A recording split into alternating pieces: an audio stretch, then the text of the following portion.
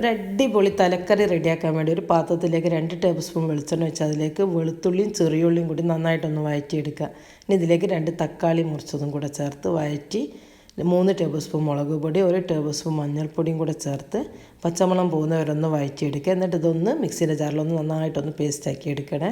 പിന്നെ പേസ്റ്റാക്കിയതിലേക്ക് നമുക്ക് കുറച്ച് വെള്ളം പാത്രം കഴുകി മിക്സിൻ്റെ ജാറൊക്കെ കഴുകിയ വെള്ളവും ചേർത്ത് ഒരു നെല്ലിക്ക വലിപ്പത്തിലുള്ള പുളി പിഴിഞ്ഞ വെള്ളവും കൂടെ ഇതിലേക്ക് ചേർത്ത് കൊടുക്കണേ.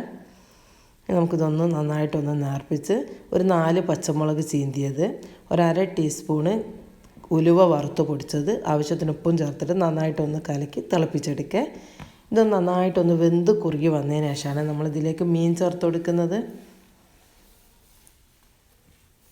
മീൻ ചേർത്ത് കഴിഞ്ഞാൽ പിന്നെ നമ്മൾ ചെറുതീയിലാണ് കുക്ക് ചെയ്തെടുക്കേണ്ടത്. ചെറുതീയിൽ ഒരു 10 മിനിറ്റ് വേവിച്ചെടുത്ത് നല്ലൊരു അടിപൊളി തലക്കറി റെഡി ആയിട്ടുണ്ട്. വീഡിയോ ഇഷ്ടപ്പെടാൻ ഒന്ന് ലൈക്ക് ചെയ്ത് സബ്സ്ക്രൈബ് ചെയ്ത് സപ്പോർട്ട് ചെയ്യണേ.